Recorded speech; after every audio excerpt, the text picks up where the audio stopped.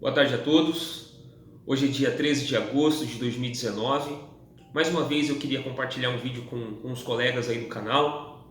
Para você que já conhece o meu canal e sabe da minha intenção nunca é denunciar a instituição universal pelos erros dos homens, pelo que eles fazem de errado com relação a pecado.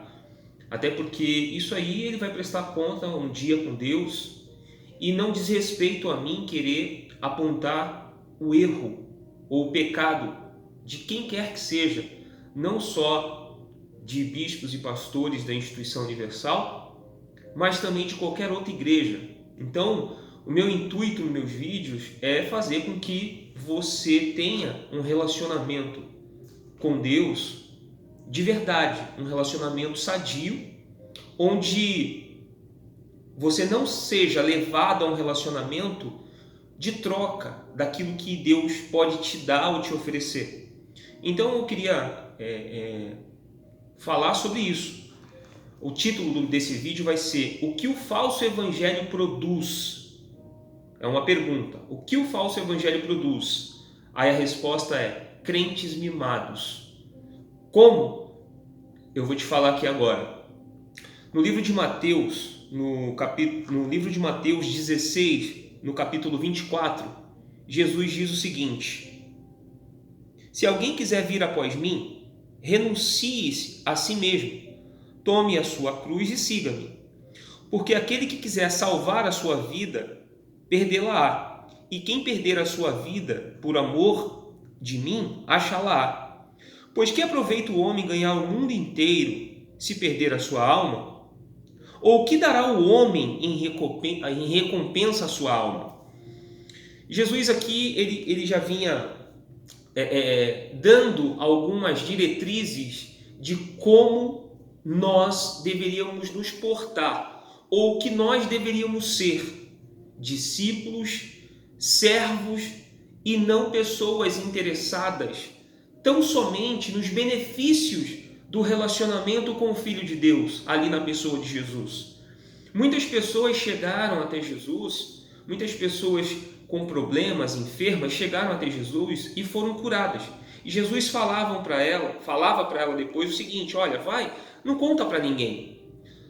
No meu entendimento, talvez seja para que as pessoas não procurassem a Jesus pelo que ele poderia fazer, mas por quem ele era. Então vamos lá. Se eu chego e falo: olha, fulano, vai ali, que aquele homem ali pode te curar.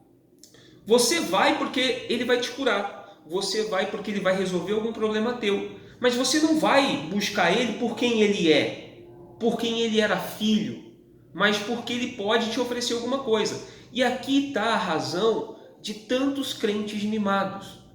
Porque o que é ensinado hoje dentro da maioria das igrejas, e eu vou fazer uma ressalva aqui, hoje eu frequento uma igreja, eu não acho que a gente consiga ter um relacionamento com Deus fora de uma igreja física, onde nós nos reunimos como congregação, né, como igreja, para adorar a Deus. Então eu não acredito que as pessoas consigam viver, até porque a palavra de Deus fala para nós nos reunirmos como irmãos, para nós nos congregarmos, para nós congregarmos uns com os outros para relacionamento e para adoração a Deus também. Mas também acredito que necessariamente você, para ter um relacionamento com Deus, você não precisa estar dentro da igreja todos os dias. Então, não é incoerência minha, não. Eu estou dizendo que quando você tem um relacionamento sadio com Deus, você quer se reunir com as pessoas, você quer congregar com as pessoas, justamente porque você não se sente sozinho naquele momento de adoração. E todos ali reunidos prestam um culto a Deus. Então Jesus aqui está falando: se alguém quiser vir após mim, negue a si mesmo, tome a sua cruz. Quando Jesus discursou, quando Jesus falou para um grande número de pessoas, mais para frente, alguns vão dizer o seguinte: caramba, alguns discípulos ali que estavam, algumas pessoas disseram assim: poxa, o que Jesus está falando é duro. Duro é esse discurso de Jesus. Mas Jesus, ele não estava preocupado em ganhar adeptos, mas se fazer entender que ele havia chegado para apresentar o reino de Deus às pessoas. Então, naquele momento, as pessoas esperavam um Messias ou esperavam um rei que fosse livrar elas dos problemas, de todo o cativeiro que elas estavam vivendo, de todas as dificuldades, de altos impostos, de tudo que acontecia, das perseguições, de tudo que acontecia.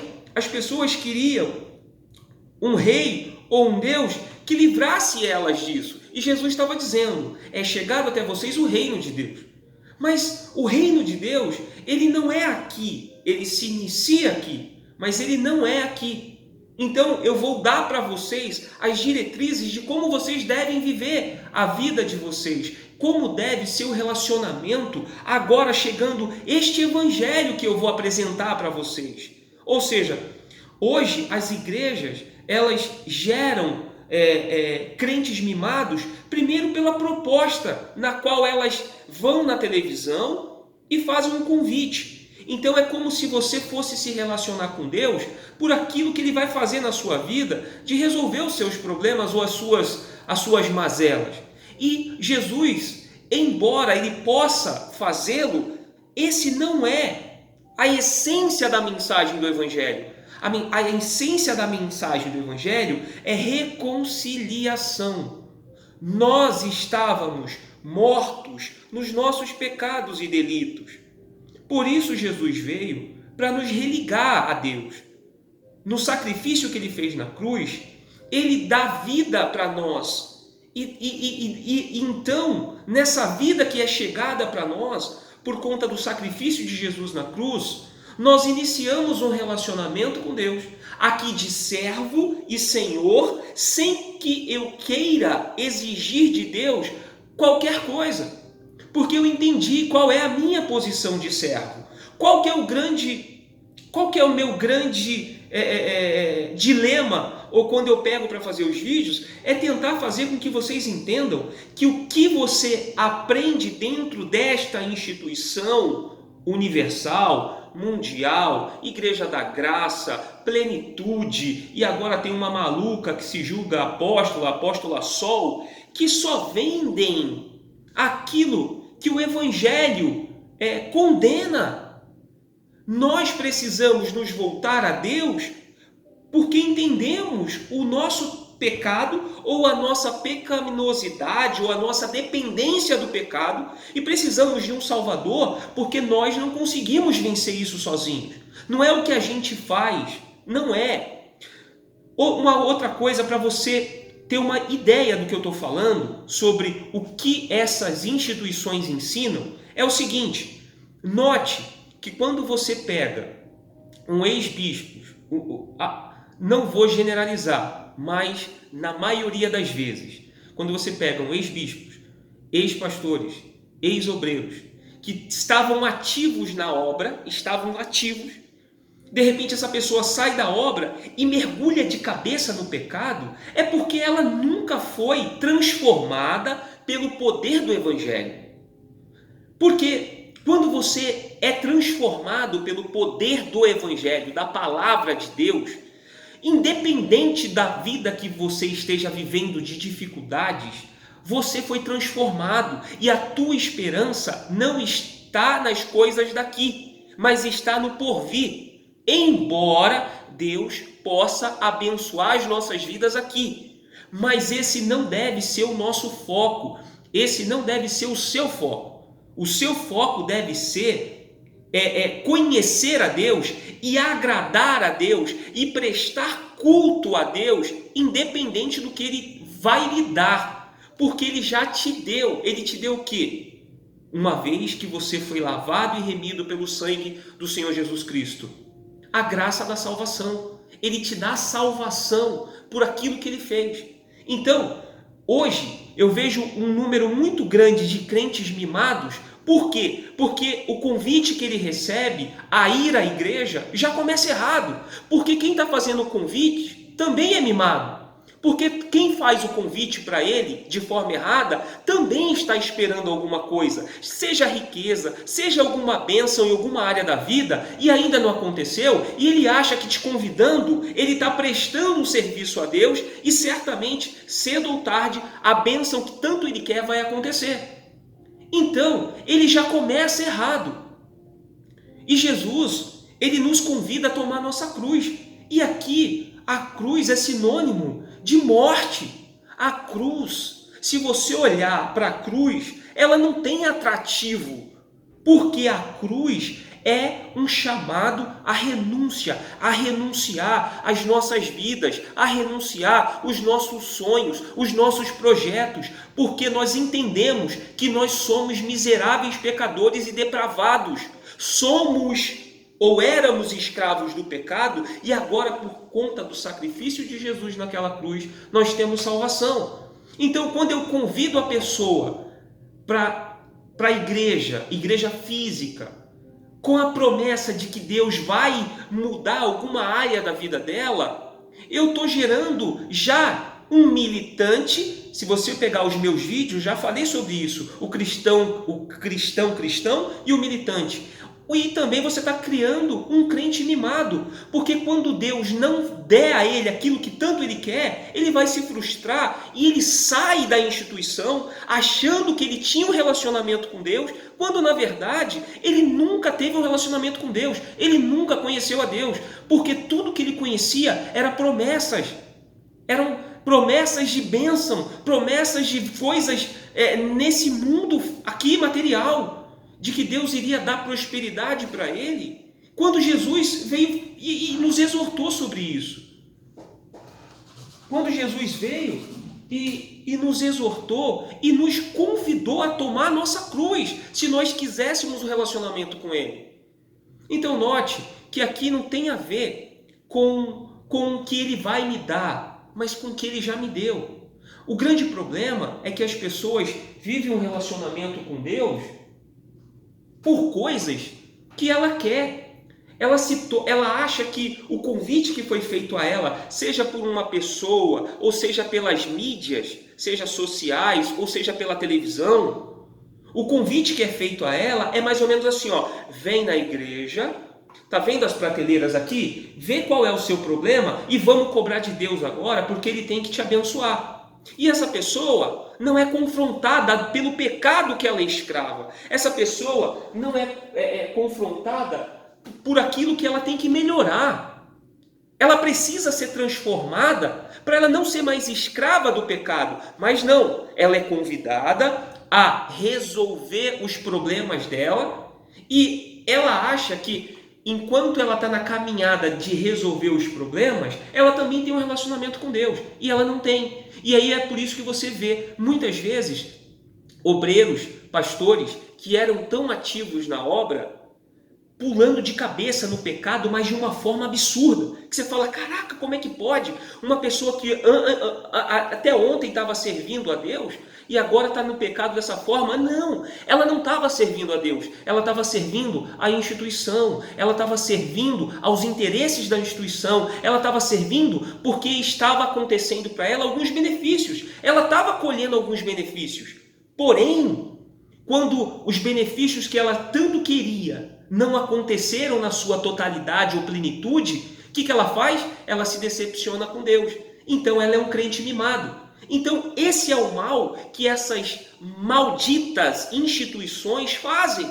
Elas não criam, elas não geram cristãos, elas não geram servos, elas geram clientes que vão cobrar de Deus como se tivesse direito de cobrar do Criador do universo, do céu, da terra, como se tivesse direito de cobrar de Deus qualquer coisa. Então, para você que fica buscando denúncias para tomar a decisão de sair deste lugar, para você que busca situações ou pecados de quem quer que seja para se convencer de que você está no lugar errado, não espere isso. O homem é pecador, eu sou pecador, não vivo mais no pecado, mas sou pecador. Enquanto eu viver nesse corpo aqui, eu vou lutar contra a minha natureza, contra a minha carne. mas a graça do meu Senhor e Salvador Jesus Cristo me dá esperança de que dias melhores virão. Mas quando você recebe o falso ensino, você vai se frustrar em dado momento. Você vai se frustrar em algum momento porque você não conseguiu aquilo que você queria, porque alguém morreu, porque Deus não curou e a pessoa morreu e você vai se frustrar. Pior é quando você acha que porque fez determinado sacrifício ou campanha e Deus tinha obrigação de fazer e não fez. A Bíblia, ela é recheada de gente que não viu as promessas de Deus, mas que estão na glória com o nosso Senhor e Salvador Jesus Cristo. Porque, de certa forma, elas entenderam que o reino de Deus não é aqui. Jesus fala, tome a sua cruz, ou seja, vai doer se negar, vai doer não viver a vida que você quer viver, vai doer você não ter o carro que você quer ter, a casa que você vai ter, que você quer ter, o casamento que você quer ter.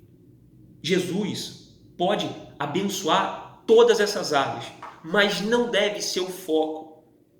O problema é que, além dessas igrejas ensinarem a você ser fútil, mimado e militante, ela ainda te coloca muitas vezes, ou exalta você a tal ponto que você acredita que você é a pessoa da fé, que você tem a fé maior que todo mundo porque você conquista coisas.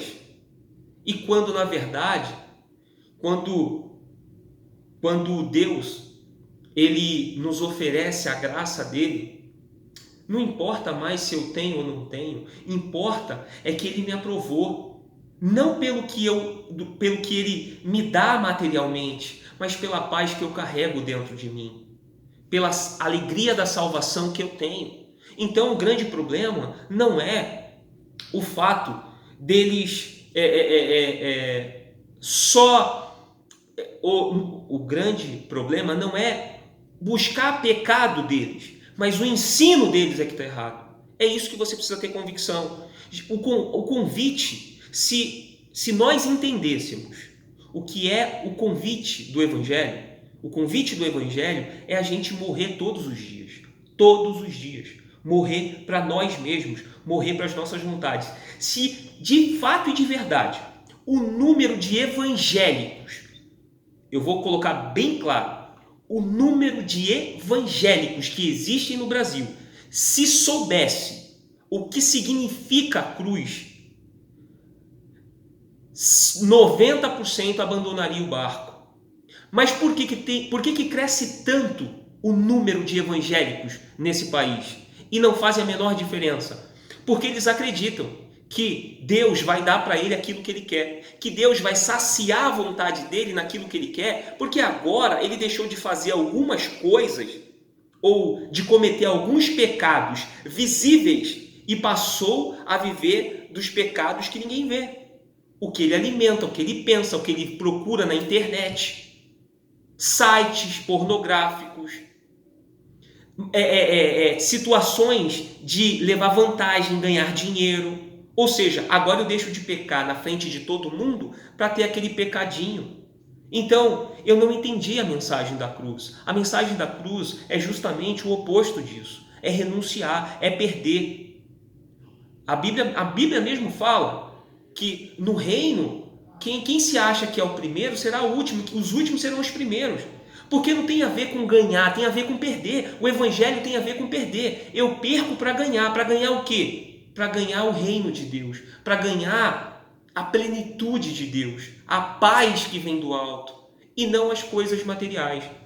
Então, para você que está aí na instituição, preste atenção qual tem sido a essência sua, o que você tem buscado com toda a tua força, qual é a bênção que você quer tanto há tantos anos e não aconteceram ainda. Talvez isso seja para você misericórdia de Deus, porque se Ele te der isso, você vai se perder. Então Deus, Ele nos ama tanto que Ele sabe o que é melhor para nós. Quando você vive isso, você entende que Deus está no controle de todas as coisas, mesmo quando as coisas saem do nosso controle, mesmo quando a gente não entende, Deus está no controle de todas as coisas. Então que você possa avaliar por si só aos olhos do que a palavra de Deus nos diz. O Evangelho é as boas novas. Jesus discursou ou falou de uma forma áspera e dura.